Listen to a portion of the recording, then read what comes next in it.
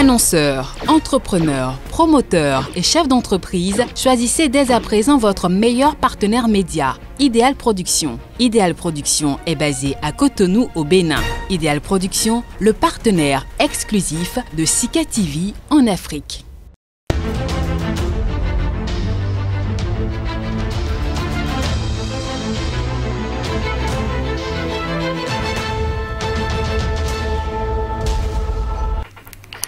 Bonjour à tous et merci de votre fidélité à ce rendez-vous de sujets qui nous concernent. À un moment de votre vie, vous avez eu l'impression de tomber dans le gouffre, de se faire aspirer par le néant, une maladie invisible. Vous avez fait une dépression. Ce trouble mental dont nous parlerons au long de cette émission touche une personne sur 5, soit plus de 264 millions de personnes de tous âges dans le monde. D'après l'Organisation mondiale de la santé, la dépression est la première cause d'incapacité dans le monde et contribue fortement à la charge mondiale de la maladie. Comment reconnaître une personne dépressive? De quel type de soutien a-t-elle besoin? Quel traitement en cas de dépression?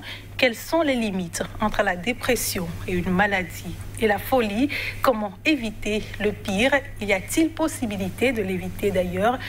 On en parle avec Madame Juanita Bokossa, activiste sur les réseaux sociaux, spécialiste en gestion de violences basées sur le genre, en fin de formation en psychologie de l'enfant. Elle a accepté partager quelques expériences d'épisodes dépressifs, parfois douloureux, avec nous. Bonjour Madame. Bonjour, comment vous allez? Ça va, merci. Aussi sur ce plateau, professeur Théodore Adjido, il est médecin psychiatre à la retraite, chef de la clinique. Merci d'avoir accepté notre invitation et d'avoir accepté partager ce plateau avec nous, professeur. Bonjour. Tous Merci. concernés, bienvenue à tous. À chaque événement malheureux rapporté, on se demande très souvent ce à quoi on aurait ou ce qu'on aurait pu bien faire. Eh bien, on va suivre cet élément, puis on revient dans un instant. 15 à 20% de personnes dans le monde feront une dépression au cours de leur vie. Elle est la première cause d'incapacité dans le monde et contribue fortement à la charge mondiale de la maladie. Pour autant, sait-on reconnaître une personne dépressive? C'est une personne qui réagirait par exemple de façon assez froide aux interactions autour de lui. Et vous sentez qu'il y a quelque chose qui ne va pas. Et il est froid, il est lent à la réaction. Si c'est un ami à toi que tu vois qui maigrit, qui ne dort plus bien, qu'il est tout le temps en train de parler, ça veut dire que ce dernier est en train de développer quelque chose qu'on appelle la maladie de dépression. Si déjà du jour au lendemain, le comportement de cette personne change, c'est que du coup, ça peut s'inquiéter déjà. Se renfermer ou être brutal à la fois, ça dépend. Maintenant, partant de là, c'est pourquoi je parle de l'état initial de la personne. S'il y a ce changement brutal, là, du coup, l'on peut parler de la dépression. La dépression serait le résultat d'une interaction complexe entre les facteurs sociaux, psychologiques et biologiques. Même les soucis quotidiens peuvent pousser quelqu'un dans la dépression. Une déception, ok, peut pousser quelqu'un dans la dépression. Une surcharge professionnelle, par exemple, peut créer une dépression. Une émotion trop forte, par exemple, aussi, peut créer une dépression. Comme un être cher qui se sépare de vous de façon brutale, ça peut amener à une dépression. Vous voyez, il y a beaucoup d'autres facteurs. Quelqu'un qui vient de perdre son boulot, c'est encore grave. Parce que ça là, il peut même se suicider. Une dépression nécessite une prise en charge et tous les soutiens sont nécessaires pour aider à passer cette étape sombre d'une vie. Il faut l'amener simplement à volatiliser les choses de la vie. C'est-à-dire prendre les choses relativement, ne pas prendre trop les choses à cœur. Je vais le soulager en lui donnant des conseils. En lui donnant des conseils que la vie, ça ne finit pas comme ça. Donc il reste beaucoup de choses. Il faut sensibiliser sur cette maladie-là. C'est très important parce que autant que nous souffrons de cette dépression sans s'en rendre compte. Il faut pouvoir d'abord le réconforter, peut-être à travers des paroles douces, l'encourager et tout ça, et chercher à savoir quelle est la source du problème. Dans bien de cas, les personnes dépressives font recours au suicide, un comportement qui interpelle les valeurs africaines. Nous sommes là, en pleine occidentalisation de nos mœurs, et c'est grave pour ma part. Du coup, pour régler ce problème-là, il faut repartir à la base, réintégrer, j'allais dire, l'éducation civique dans nos mœurs, à l'école, à la maison. Souvent invisibles, nous sommes tous susceptibles de faire une dépression. Il y a nécessité de pouvoir la prévenir. Il y a nécessité de pouvoir la prévenir. Nous allons en parler tout au long de cette émission. Professeur, nous venons de suivre quelques Béninois se prononcer sur leur connaissance de la maladie. Déjà, dites-nous, qu'est-ce que la dépression, au-delà de ce qu'on sait déjà? Oui, qu'est-ce que la dépression? On l'a entendu, c'est une maladie grave qui rend les gens inefficients. C'est-à-dire que les gens ne sont pas en mesure de travailler, de vaquer à leurs fonctions, à leur occupation principale, n'est-ce pas? Et qu'est-ce qui fait que cela arrive comme ça? Oui.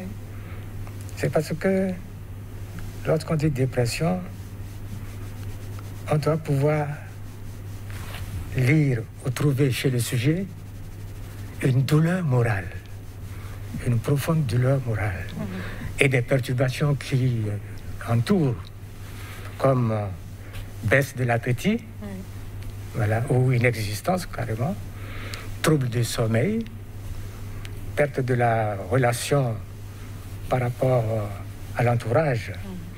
On sent que ça ne va pas, que des choses ont changé. La relation à autrui a bougé, a changé, a baissé. Et l'entourage doit pouvoir chercher ou retrouver ce qu'on appelle l'élément dépressogène, le facteur, la cause. Qu'est-ce qui a amené ça? On va revenir, professeur, sur comment l'entourage doit réagir dans ce cas, mais on sait parfois qu'il y a des inévitables périodes de tristesse, parfois d'ennui, et de mélancolie que tous sommes appelés à vivre. Est-ce que ça également, on peut parler de dépression? Eh oui, bon, quand on dit mélancolie, on a déjà traversé ou dépassé de loin la simple étape de la dépression. La mélancolie est un degré très puissant, très élevé de la dépression. Mais là également, est-ce qu'on ne pourrait pas penser aux déprimes, à la déprime par exemple? Penser à quoi? À la déprime. Oui, voilà. La déprime, c'est, si vous voulez, oui, des eaux de surface qui coulent déjà. Qui coulent pour aller former des affluents avant de constituer le fleuve, oui, le gros torrent de la dépression. La déprime, elle peut être légère, elle peut aussi s'approfondir, mais généralement, quand on parle de la déprime, le sujet lui-même, il arrive à surmonter ça. D'accord. Parce que les causes, les raisons de la déprime existent, bien sûr, mais ne dépassent pas le sujet lorsqu'il est dans la déprime. Il est dans un découragement qu'il peut surmonter, ou on peut l'aider à surmonter ça assez relativement bien. Et à partir de quel moment on quitte la déprime pour la dépression? Oui, alors c'est ce que je viens de dire tout à l'heure. Quand on dit dépression, oui, il y a une forte douleur morale. Quand on dit forte douleur morale, je prends un exemple. Donc, quelqu'un qui a perdu son emploi et il doit payer le loyer, il doit donc payer la nourriture, l'entretien donc de sa femme, des enfants, l'écolage et tout le reste. Et tout ça est accroché sur le revenu par son travail. Bon, mais s'il perd le travail, ça veut dire qu'il tombe en chute libre. Là, ce n'est plus simplement la seule déprime. La déprime, ce serait, par exemple, il perd des primes. Hein? Ou bien en route, il revient du travail, il a eu un accident, carambolage, il est blessé, on l'a amené et on l'a traité dans une clinique, etc. Tout ça. Bon. Le reste, c'est qu'il n'a même pas l'argent pour payer la facture là, sur place. Et il est soucieux. Oui, il peut y avoir donc une déprime. Ça, c'est possible. Mais si, ayant perdu le travail, la douleur morale s'approfondit, eh bien, il risque d'avoir la dépression lorsqu'il n'y a pas autre ressource, lorsqu'il n'a pas une autre voie pour pouvoir s'en sortir. Vous voyez? Oui. Simplement que, pour vous situer comme vous le voulez, la différence entre les deux, entre déprime et dépression, oui. La déprime, c'est, j'allais dire, une perte légère, hein, qu'on peut surmonter. Oui. Alors que la dépression, ce n'est pas la même chose. C'est une perte plus profonde, c'est-à-dire qui est due à ce qu'on appelle, comme les philosophes le disent, une perte d'objet. Quand on dit perte d'objet, ce n'est pas l'objet matériel seulement. Voilà, c'est l'objet, entre guillemets, avec grand O. Pour rejoindre Marcel Mauss. Madame Bokassa, vous nous parlez de 2 essentiels épisodes de dépression. Déjà, pourquoi avoir accepté de partager ces expériences sur le plateau? Alors, déjà, merci de me permettre quand même de parler de la dépression parce que c'est une maladie dont on parle très peu. En Afrique, c'est un peu comme si c'était beaucoup de bruit pour rien. C'est un peu comme si la santé mentale n'était pas importante, alors que c'est faux. Il y a 3 ans, vous avez semblé sombrer dans le néant. Qu'est-ce qui s'est passé?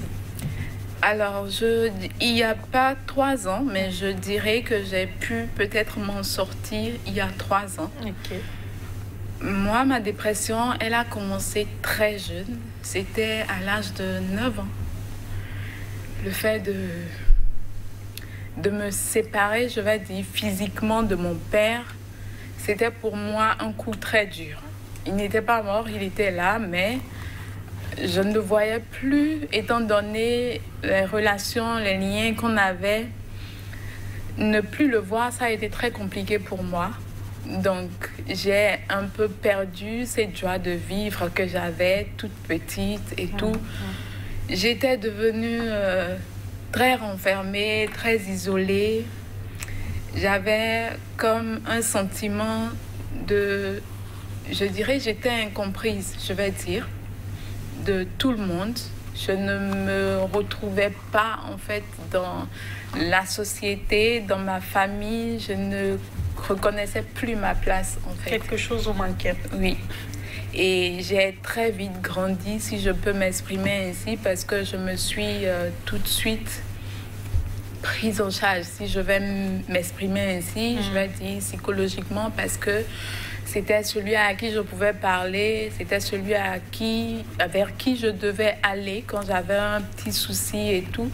Donc c'était très compliqué et c'est devenu plus compliqué quand j'ai été violée à l'âge de 15 ans. Et je crois que c'est cet épisode de ma vie qui m'a réellement traumatisée. Parce que je me disais, si mon père il était là, je n'allais peut-être pas vivre ça, étant donné que c'était un de ses amis, un ami à la famille qui l'avait fait. Donc c'était devenu très compliqué pour moi. J'avais des comportements, je vais dire, peu orthodoxes, si je peux m'exprimer ainsi. Peu sociable peut-être. Peu sociable, vraiment peu sociable. Je n'avais pratiquement qu'une amie. Et dans le temps, une amie que j'ai gardée jusqu'à présent d'ailleurs, je n'arrivais pas à m'entendre avec les autres, ou très peu. Je ne concevais pas la vie d'une autre manière. Quand c'est pas ma manière, ça ne peut pas exister. Donc c'était très compliqué et tout. J'étais devenue un peu intolérante, je vais dire, insolente, ce qui n'a pas beaucoup changé d'ailleurs. Donc c'était très compliqué. Et à quel moment vous avez compris que vous étiez en pleine dépression? Alors j'ai compris que j'étais en pleine dépression quand, je dirais, j'ai tout perdu, je vais dire. Parce que je me suis mariée très jeune et ensuite les choses ne se sont pas passées comme je l'avais espéré et ça allait de mal en pire. Je n'avais plus goût du tout à rien. Je pouvais passer 3 mois sans mettre la tête au dehors. J'étais juste à la maison, je ne voulais rien faire du tout, je n'avais envie de rien faire. Et je me sentais inutile. C'était tout le temps des pleurs. J'étais tout le temps triste. Et j'ai eu à faire plusieurs tentatives de suicide. C'est peut-être Dieu qui a voulu que je ne parte pas pour peut-être parler de ça un jour. Et heureusement, je vais dire, je ne suis pas partie. Donc là, j'ai compris qu'il y avait quelque chose qui n'allait pas. Parce que c'était pour moi le seul moyen d'arrêter de souffrir. J'en avais juste marre. Je voulais arrêter d'être triste, arrêter de pleurer, arrêter de ressentir cette douleur tout le temps. Donc c'était le seul moyen que j'avais trouvé. Mais ça ne s'est pas fait. Je suis en vie et j'ai dû demander de l'aide. À un moment donné, essayer de reconnaître ce que je vivais parce qu'il y a le déni qui ne nous arrange pas du tout. Tant que vous ne reconnaissez pas que vous avez un problème, vous souffrez d'un mal, ça va être très compliqué pour les autres de vous aider. Et moi, à un moment donné, j'ai eu beaucoup de personnes autour de moi qui m'ont soutenue, qui m'ont portée et ce qui a fait que j'ai pu m'en sortir aujourd'hui et je suis là. Merci d'être là. Nous allons revenir sur votre histoire, notamment pour parler de comment était votre traitement. Mais parlant de déni, professeur, est-ce qu'aujourd'hui, vous recevez des gens en consultation spontanément? Est-ce que la consultation est facile pour des personnes qui font de la dépression? Merci, je vous remercie. Et je remercie Madame la Bokossa. consoeur, oui, Madame Bokossa, pour le courage d'avoir pu mettre les points sur de très grands moments de sa vie où elle a été successivement déprimée, n'est-ce pas? Où elle a traversé la perte du père, un objet très important dans la vie. Le sujet, le père et la mère, c'est encore plus important, relativement. Oui. Bon. Et par la suite, les abus très sévères sexuels qu'elle a eu à vivre de façon très traumatique. Oui. Et elle a dit aussi, bousculée comme elle l'a été, et jusqu'à accéder à des tentatives de suicide, n'est-ce pas? Alors, ce qui est très important, donc, dans son témoignage que je souligne avec votre permission, allez-y, professeur, c'est que la résilience, les choses qui l'ont aidé à remonter la pente, elle l'a dit, elle a mis l'accent dessus, elle a eu beaucoup de gens autour d'elle qui l'ont aidé. Et ça, c'est très, très, très important. Oui, on en reçoit des gens en consultation, mais ce n'est pas souvent qu'on les reçoit spontanément. Ceux qu'on reçoit spontanément, qui viennent d'eux-mêmes, oui, c'est qu'en ce temps, ils savent qu'il y a quelque chose qui ne va pas et ils sont en mesure de venir en parler. En parler, ce n'est pas toujours facile. Pourquoi? Parce que la première rencontre, personne ne peut parler d'elle-même de façon ouverte brusquement, comme ça. Hein? Le sujet déprimé que vous rencontrez, d'abord est apathique. Le verbe ne sort pas de façon courante. Non. la parole est difficile à s'extérioriser. Vous voyez? C'est lourd. Vous mettez du temps, vous allez passer par des approches de pourtour, de contours, pour pouvoir faire sortir l'essentiel. Ça va vous prendre du temps. Première séance, deuxième séance. Et il faut surtout voir l'étiologie. Donc, on a dit dépression. Si c'est dépression réactionnelle, perte d'une personne très proche, père ou mère, conjoint ou conjointe, fils ou fille, ça fait très très mal. Ça fait très très mal, surtout dans nos contextes, vous savez bien.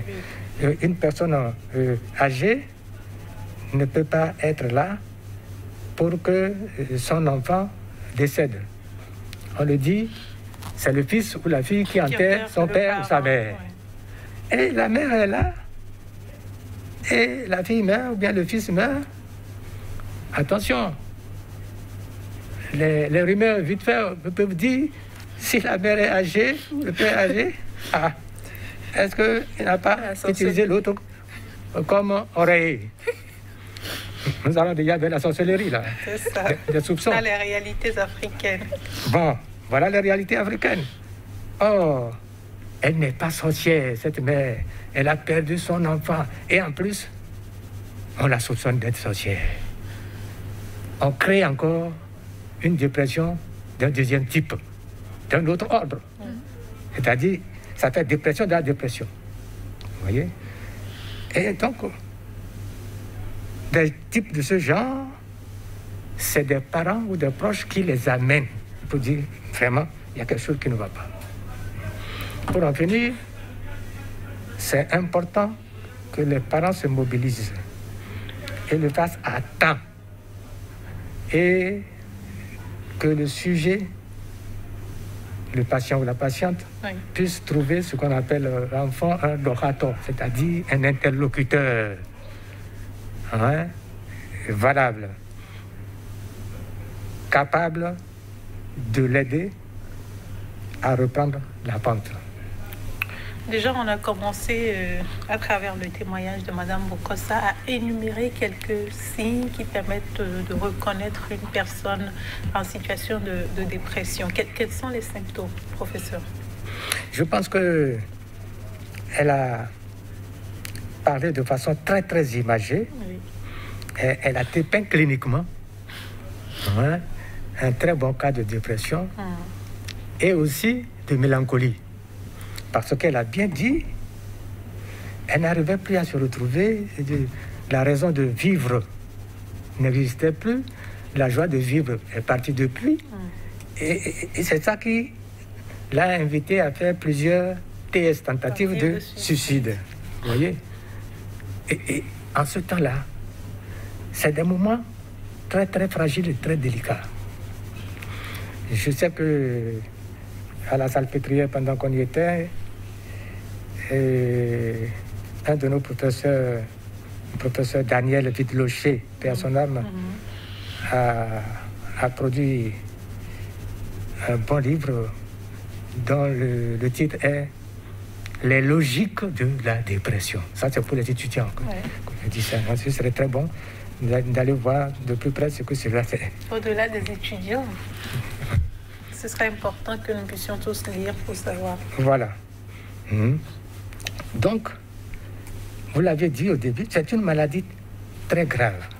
Grave parce que ça peut aboutir au pire. Tentative de suicide. Suicide réalisé, donc décès et perte. Et même si ça n'aboutit pas là, déjà, le seul fait que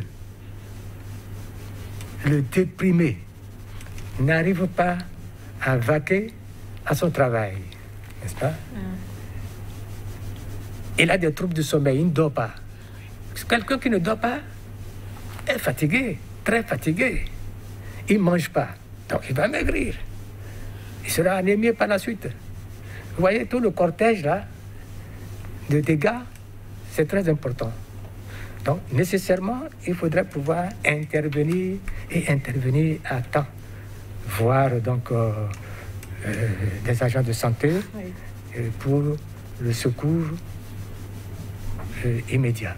Combien de temps faut-il entre le début de la maladie et les manifestations? Ça dépend des ressources internes de l'intéressé. Okay. Ça dépend des ressources internes de l'intéressé. Ça dépend de la violence du traumatisme. Vous voyez? Et de 3, ça dépend de est-ce qu'il y a eu un secours ou pas. Prenons un cas concret. Oui, allez-y. Quelqu'un qui a perdu un parent proche. Oui. Vous n'allez pas lui dire il lui faudra combien de temps pour être déprimé. C'est tout de suite. C'est à la minute où la personne apprend que telle personne n'existait plus, qui lui est très proche. Cette personne descend comme dans un trou profond. C'est cela. Moi, je me souviens du moment où j'ai perdu ma mère. J'étais sorti et pour chercher quelqu'un pour qu'on amène le corps à la mort. Mais est-ce que vous savez que je me suis senti très léger, tout comme si le vent m'emportait. Cela ne m'était pas arrivé quand j'avais perdu mon père. Vous voyez? Donc c'est relatif. De la gravité du choc reçu. La gravité du choc, je vous remercie. La gravité du choc. Parce que on ne s'attendait pas à cela. Madame Bokossa, avant de revenir avec votre expérience, nous savons que vous prenez souvent en charge les enfants. Est-ce que les symptômes décrits par le professeur sont-ils les mêmes, quel que soit l'âge de la personne? Alors, je dirais que les symptômes décrits par le professeur, parfois chez les enfants, c'est, je vais dire, masqué. Masqué par un sentiment de, je vais dire, du manque ou de déficit, de l'attention avec une hyperactivité. L'enfant peut être déprimé, mais le parent ne saura pas. L'enfant aura un changement de comportement à un moment donné, mais si le parent n'avait pas déjà entendu ou il parlait des cas de dépression chez les enfants, le parent va passer à côté et l'enfant va vivre dans cet état pendant un bon moment et on ne le souhaite jamais, le pire peut arriver. Donc les enfants qui à un moment donné sont hyper actifs alors que ce n'était pas le cas, qui se plaignent de maux physiques, c'est-à-dire comme des maux de tête, de l'estomac, je dirais une perte d'envie de faire ce qu'on aime. Les activités que l'enfant aimait, l'enfant a perdu, c'est en train à le faire. Il y a le fait que les enfants, à un moment donné, perdent l'appétit, comme le professeur l'a dit. Il y a des comportements qui changent concernant le sommeil, concernant l'alimentation, comme je l'ai dit. L'enfant change tout court. Comme une personne adulte comme une personne adulte, juste que dans notre société, étant donné que les mots ne sont pas encore mis sur ça, il est très rare de voir les parents attentifs sur ce pan de la vie des enfants. Donc pour les enfants, il devient récalcitrant. Pour les parents, il devient récalcitrant. Il devient juste hyperactif, capricieux. Non, le mal peut être profond.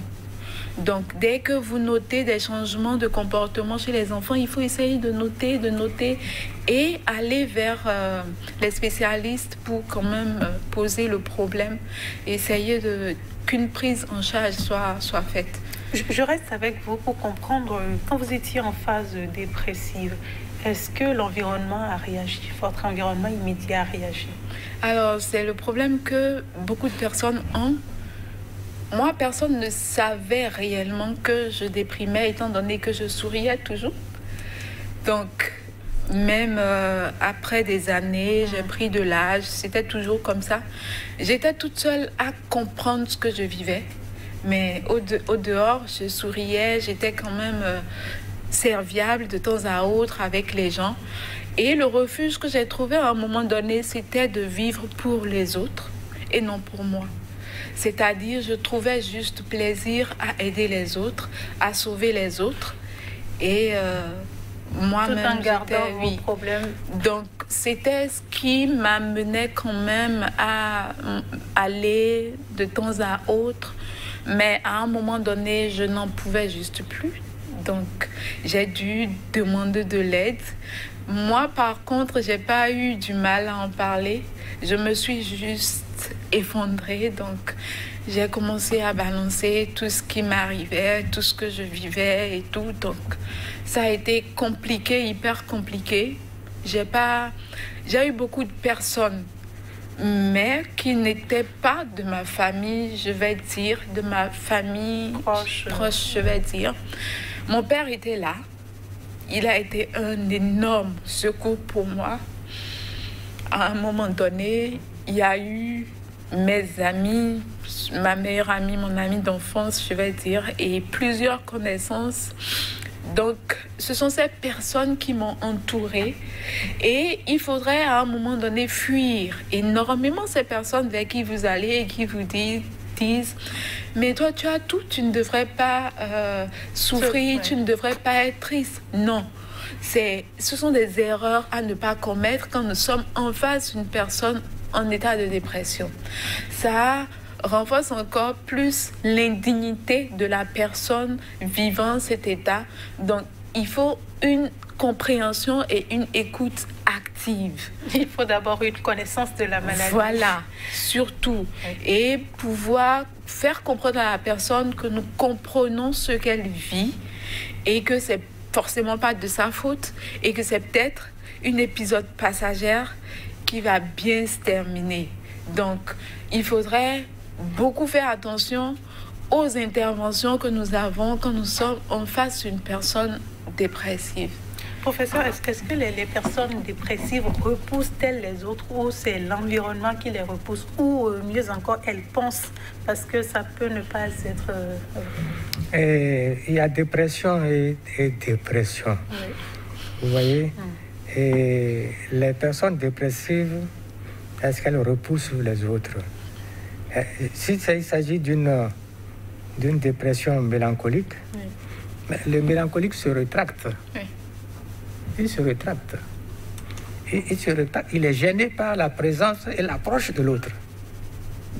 Parce que la raison de vivre est déjà profondément entamée. Il n'y a plus de joie de vivre, il n'y a plus de relation à l'autre. À partir de ce moment-là, elle ne repousse pas activement en réalité. Mais ce qui la gêne, c'est qu'on vient lui dire est-ce que elle reste là de glabre. C'est-à-dire, elle ne vous entend pas, même si elle veut vous écouter. Vous voyez? Elle pense à autre chose, elle pense qu'à la mort. Comment faire son cheminement pour aller? Je ne vois rien, je me souviens d'une patiente, on a mis les doses, bon, elle était agitée et autres, parce que c'est une psychose. Ce n'est pas une dépression simple, c'est une dépression comme symptôme d'une psychose. Alors, un jour, pendant que je l'ai vue seule, debout sous l'arbre, dans la cour de l'hôpital, je suis allé quand même. J'ai essayé de m'entretenir. Oh, elle a bougé 3 fois. Bon, je me suis rapproché encore. La phrase qu'elle a eu à me dire, elle me dit d'aller chercher un chasseur qui est en train de pourchasser un gibier pour venir la fusiller. Ça là, je dis, mais ça c'est quoi ça? Parce que ce qu'elle voulait, c'est d'en finir avec la vie. Elle était dégoûtée de tout, donc, histoire de lui dire, est-ce que tu as mangé? Est-ce que... Non. Elle voulait en finir avec la vie. Mais à l'intérieur de l'hôpital, elle n'avait pas ces moyens-là. Et elle me demandait, en me suppliant, d'aller chercher un chasseur qui activement est derrière un gibier pour venir la fusiller. Dans le cas de Mme Bokossa, elle a expliqué sa dépression par la perte d'un parent proche. Est-ce qu'il y a d'autres facteurs qui concourent à la survenue de la dépression? Oui, nous avons dit il y a dépression réactionnelle, perte d'objet, etc. Il y a dépression atypique. Les dépressions atypiques, c'est-à-dire c'est des dépressions qui ne sont pas des dépressions régulières, c'est-à-dire le sujet est déprimé, mais on ne trouve pas la raison tout de suite. Où est la raison? Qu'est-ce qui ne va pas? Pourquoi tu es soldat? Elle-même, la personne même, ne peut pas vous expliquer la raison. Parce que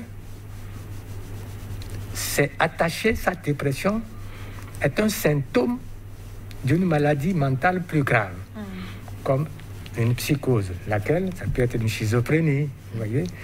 Sa dépression peut être symptôme d'un état alcoolique,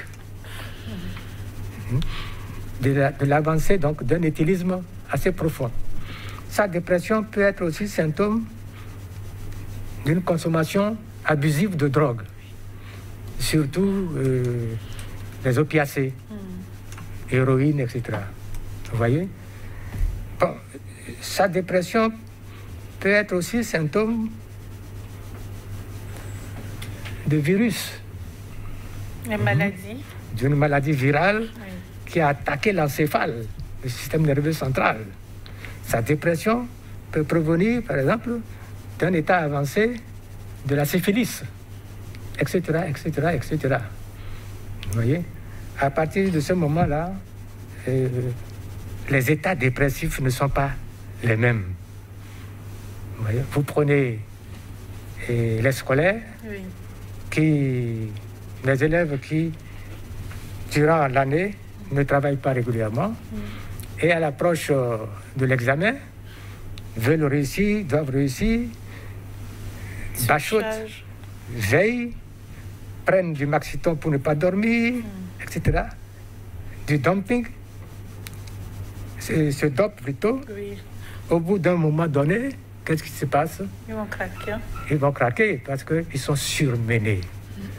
Ils sont surmenés. Et quand ils seront surmenés comme ça, ils vont craquer, ils vont faire une dépression.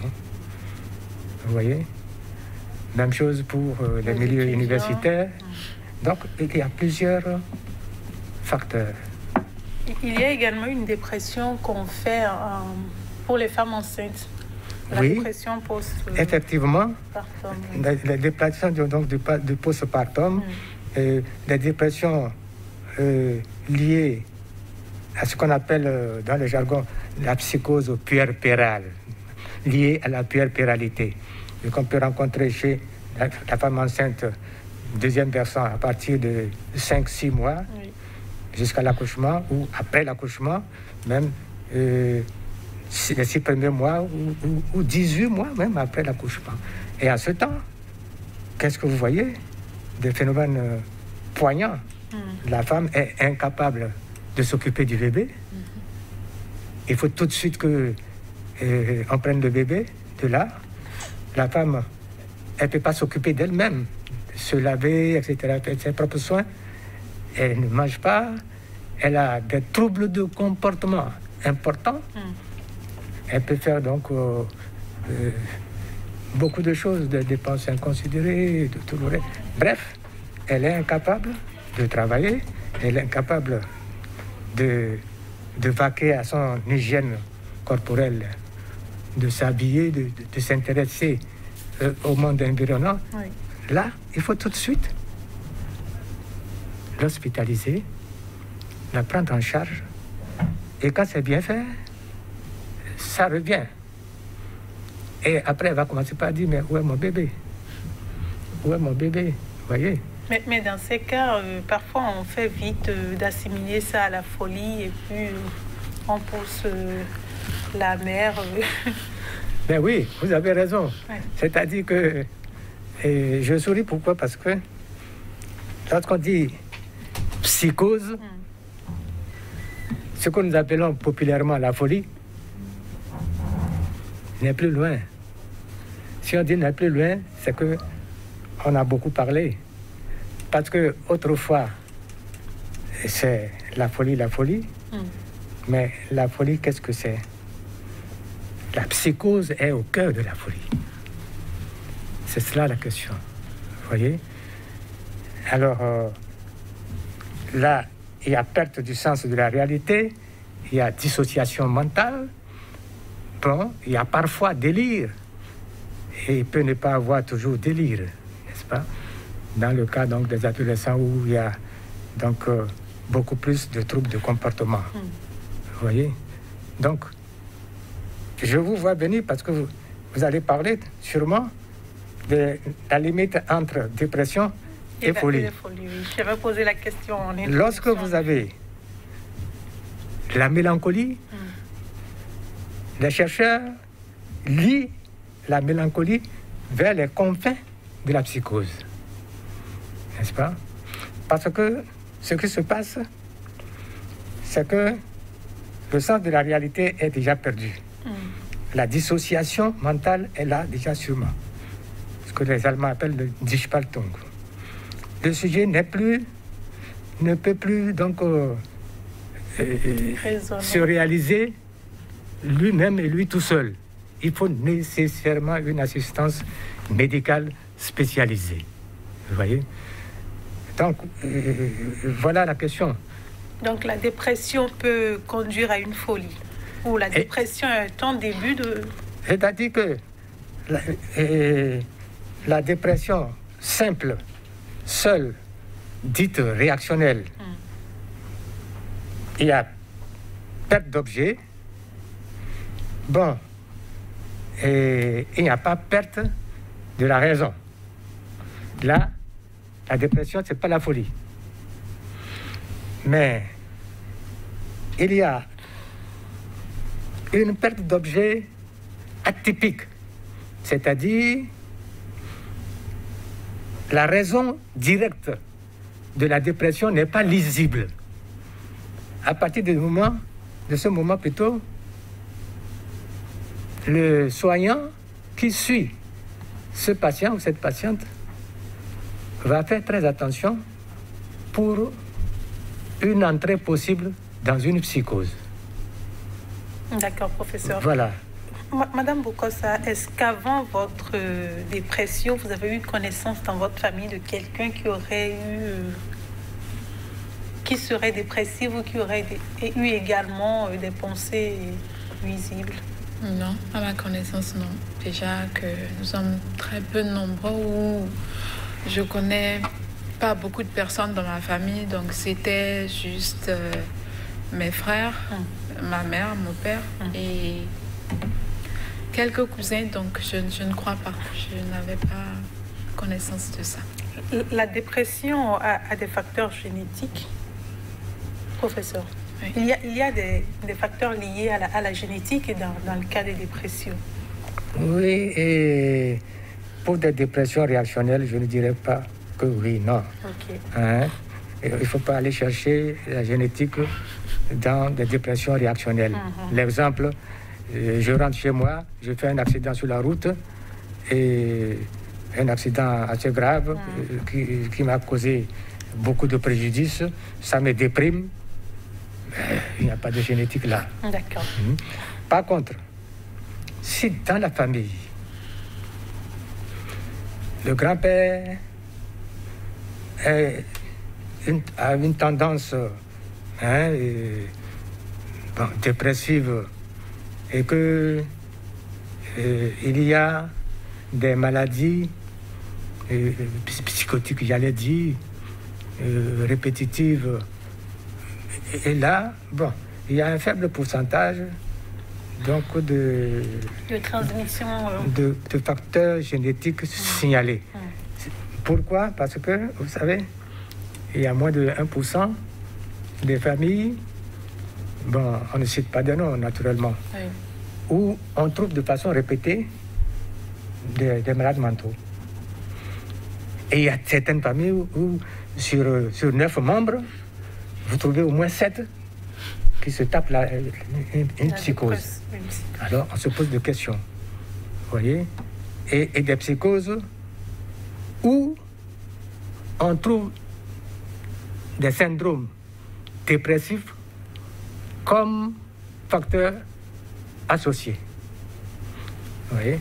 Donc, en ce temps-là... Ce sont des signes qui doivent alarmer quand on a un parent tout à fait. Ou quand on a eu 2 parents dans la même famille qui font de la dépression, qui ont des maladies... Oui, lorsqu'il y a des dépressions nerveuses atypiques, j'insiste encore sur ça. Des dépressions atypiques, ce n'est pas des dépressions de surface, qui ne sont pas moindres, d'accord? Bien évidemment. Mais quand il y a des dépressions de ce genre-là, il faut surveiller, il faut faire attention. Lorsque l'encadrement, comme l'a souligné Mme Bokosa, excusez-moi, oui. Lorsque l'encadrement est assuré et qu'il est suffisant, bon, le sujet peut bénéficier donc d'une bonne résilience qui le sauve. Avant de parler de diagnostic et de traitement, Madame Bokosa, il y a quelques jours également, vous avez été frappée par un événement malheureux. Vous avez perdu une amie. Elle a fait une dépression. Oui. Qu'est-ce qui s'est passé? Alors, je dirais que dans son cas, c'était un rejet social. Comme vous l'avez dit tout à l'heure, elle avait déjà un certain âge. Elle a plusieurs petites sœurs, je dirais, toutes mariées. Du coup, en Afrique, dans nos familles, quand tu as un certain âge, étant femme, tu n'amènes personne à la maison, on ne te connaît personne, tu n'es pas mariée, c'est compliqué. Donc déjà, les parents lui mettaient la pression. Et à un moment donné, elle s'est repliée sur elle-même quand la Benjamin, je dirais, de la famille s'est mariée. Donc, je crois qu'elle se demandait à quand mon tour. Et la société n'aidant pas, les réflexions autour n'aidant pas, elle s'est isolée à un moment donné. Elle a perdu, je vais dire, des proches à cause de certaines réactions qu'elle avait. Tout le monde ne comprend pas cet état de choses, tout le monde ne comprend pas certaines réactions. Donc, elle s'est vue isolée à un moment donné. Elle a peut-être demandé de l'aide à sa façon. Je dirais, au cours de cette période, je n'ai pas forcément été très présente parce que je vivais aussi la mort de mon père. Donc, un père que je dirais que j'ai retrouvé il n'y a pas longtemps. Donc, ça a été un coup très dur. Je n'ai pas su être présente pour elle. Je lui ai fait voir un psychologue. Elle a été, je crois, 1-2 fois. Mais après, elle n'a plus voulu. Elle disait ne se sentant pas à l'aise avec quelqu'un d'autre et qu'elle préfère discuter avec moi. Elle me laissait des messages. Je répondais de temps à autre, mais pas toujours. Parce que j'avais énormément de choses à faire aussi, ce qui ne dédouane pas du tout mon manque de présence, je vais dire. Et je crois qu'à un moment donné, la goutte d'eau de plus, ça a été la dispute qu'elle a eue avec sa jeune sœur. Qui vient récemment de se marier. Oui, qui lui faisait comprendre qu'elle a de bonnes valeurs, qu'elle a tout ce qu'on voudrait d'une femme africaine, mais elle en fait quoi? La preuve, elle n'est pas mariée, tout le monde s'est marié, elle est toujours là, à 32 ans, 33 ans, je crois. Donc je crois que ça a été la goutte de plus et elle n'a pas supporté, elle a préféré partir. Il y a combien de jours? Ça doit faire 4 jours, je crois, 4 jours, si je ne me trompe pas, oui. Professeur. Oui. On sent de la culpabilité chez Madame Bokosa. Elle se dit sûrement qu'elle aurait pu mieux faire, que quelque chose aurait changé. Est-ce que dans ces cas, vous pensez que sa présence, c'est vrai, ça aurait fait quelque chose, mais pour autant, est-ce qu'il faut culpabiliser au risque de se rendre malade également? Ah oui, et bien sûr. Vous voyez, ça c'est déjà aussi un point important de la manifestation de la dépression, la culpabilité. Oui. La culpabilité est un point important dans l'émergence, évolution de la dépression. Bon, je pense que l'importance de l'effet de l'entourage, de la personne ou des personnes qui peuvent aider le sujet déprimé à revenir, entre guillemets, c'est vraiment exceptionnel. C'est exceptionnel parce que l'évolution de la maladie dépressive peut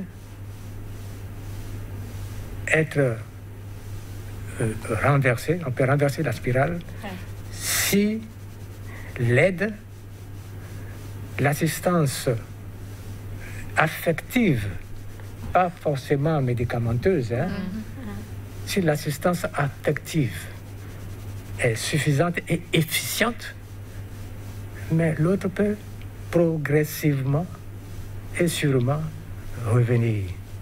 Mais ça demande un travail pour les sujets aidants.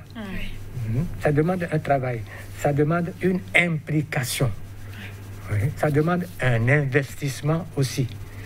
Si c'est une dame qui le fait, il faut qu'elle explique très bien la situation aussi à son mari pour que le couple s'implique, s'y mêle, pour que ça ne crée pas aussi des problèmes de l'autre côté. Vous voyez?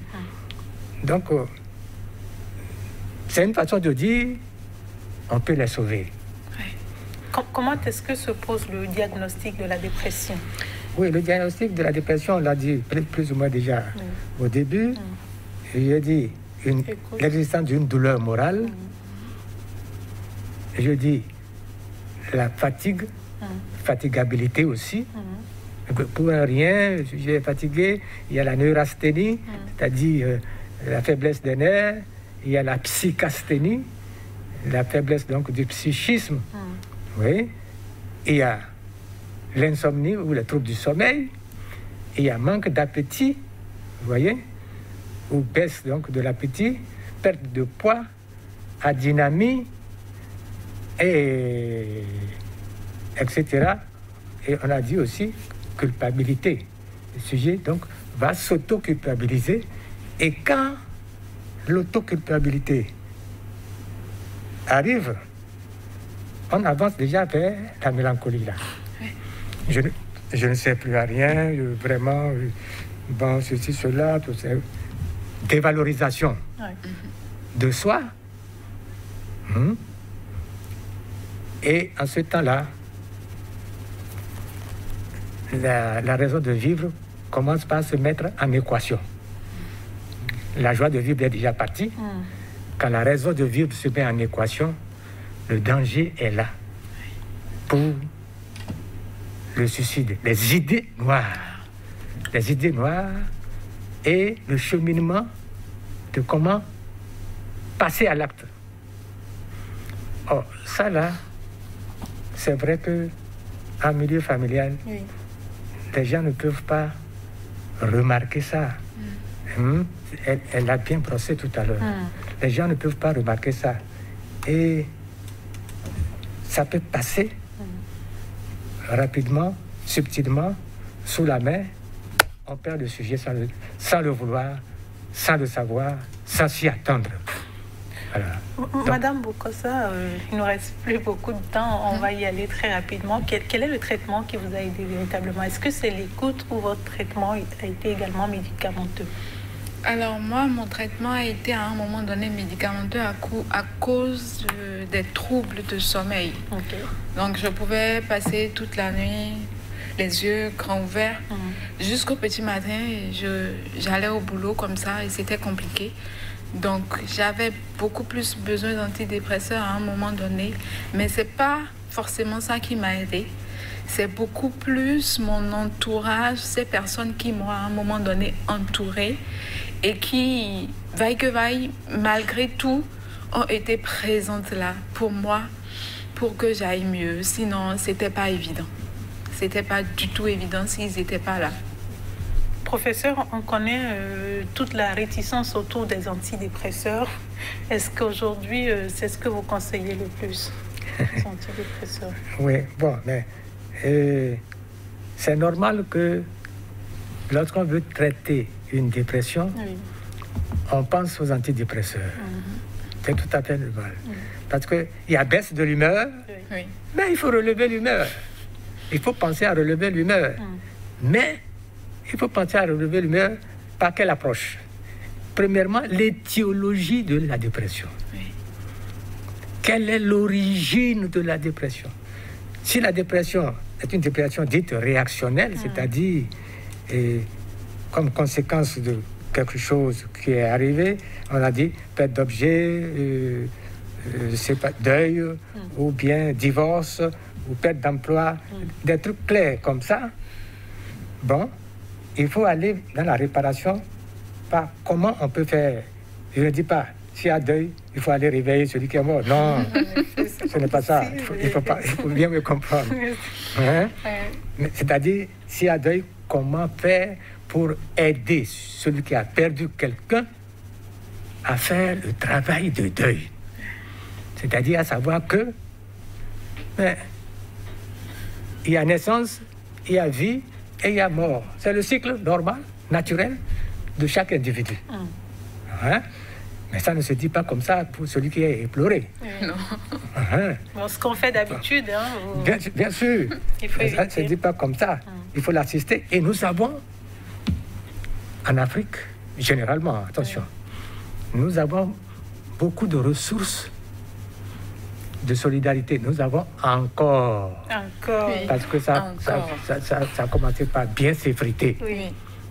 Nous avons encore beaucoup de ressources, j'allais dire, relativement, selon les occasions, pour aider par solidarité, n'est-ce pas, le sujet déprimé à revenir. Hein, ce qu'on appelle les loratons. Vous savez, il y a beaucoup de chansons qui lui disent l'innomado ligbome, renado renobo.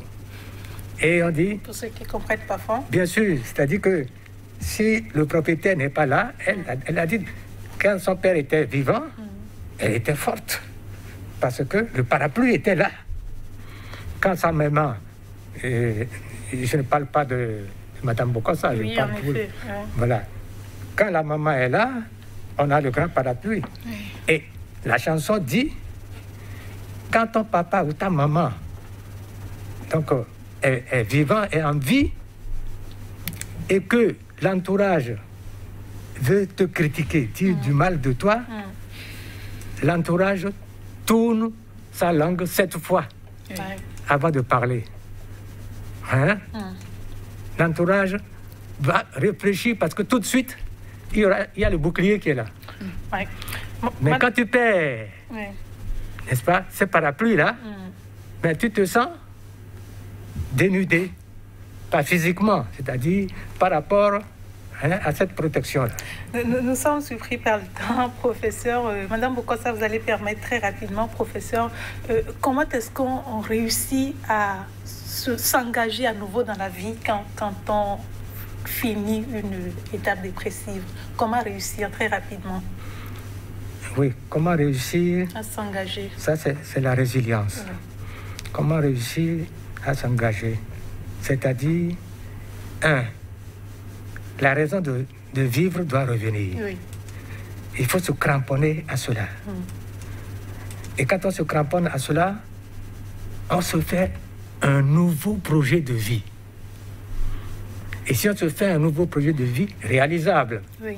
On ne se dit pas que bon, je vais voler dans la lune. Non, on se fait un nouveau projet de vie. Et on conserve le sens de la réalité. Et avec ce nouveau projet de vie, il y a les rapports de force, il y a est-ce que j'ai de l'argent, si je n'ai pas encore l'argent, comment faire? Et on commence par prendre des forces et par ramener la combativité. C'est ça. D'accord, professeur. Hein? Merci beaucoup. Nous allons certainement revenir sur le sujet dans un autre numéro de votre émission, parler de beaucoup d'autres choses dont le temps ne nous permet pas de dire aujourd'hui. Merci, professeur. Merci, Madame Boukossa, d'avoir participé à cette émission. Au mois d'août, si vous remarquez qu'un proche a changé, il est indispensable de lui faire admettre son état et son besoin de se soigner. En résumé, pas de culpabilité, pas de reproche, soutien et écoute. Soyez patient. Même si il ou elle ressasse les mêmes idées et ne semble pas vous écouter. Affection et petits gestes, voilà tout ce que nos invités nous ont appris aujourd'hui. Il est important de ne pas laisser la situation s'aggraver pour en arriver au pire, le suicide. La dépression existe, la dépression tue. Nous espérons que toutes les informations partagées par nos invités nous permettront de faire plus attention à nous et à nos proches. Merci à tous. On se retrouve la semaine prochaine avec le même plaisir. Prenez soin de vous.